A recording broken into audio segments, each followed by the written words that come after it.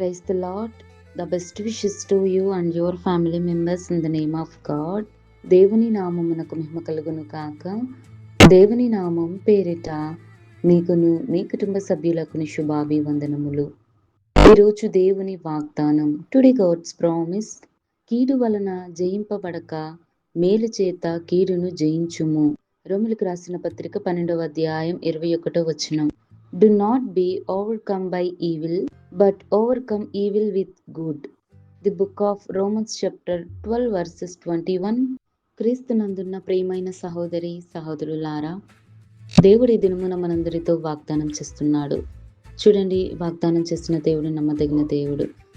చాలా మంది అనేక కీడులను ఇతరులకు తలపెడుతూ లేదా వారు కీడులో పడడం వంటివి జరుగుతూ ఉంటాయి. వాటిని జయించలేని స్థితిలో వారు దిగులు పడుతూ వేదన పడుతూ వాటి పట్ల వారు ఎంతగానో బాధపడుతూ ఉంటారు.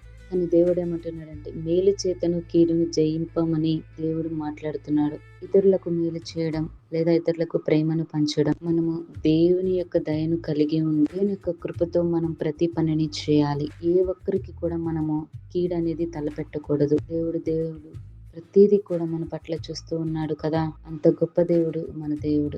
కనుక మనకు ఏది అవసరమో ఏది కావాలన్నా దేవునిని అడగాలి. కీడును జయించి మనము మన జీవితాలను కాపాడుకొని దేవుని యందు విశ్వాసంతోనూ దయతోనూ కృపతోనూ మనము ఆత్మీయ జీవితంలో ఎదుర్కొని పరిస్థితులన్నిటిని బట్టి మనము తగ్గించుకొని దేవుని కృపకై మనమంతా వాడబడుతూ మేలు చేత కీడును జయించి అట్టి కృపా కాపుదల దేవుడు మనందరికీ దయచేయును కాక. ప్రార్థన. కృపామయుడ దయామయుడ, నీకెన్నో వందనాలు స్తోత్రాలు తండ్రి. ఈరోజు వాగ్దానం మా జీవితాలు నెరవేర్చండి ప్రభా. చాలా మంది కీడు వలన విజయం లేకుండా అలాగే జీవిస్తున్నారు. కానీ ప్రభు మేలు చేత కీడుని జయించమని మాతో మాట్లాడారు.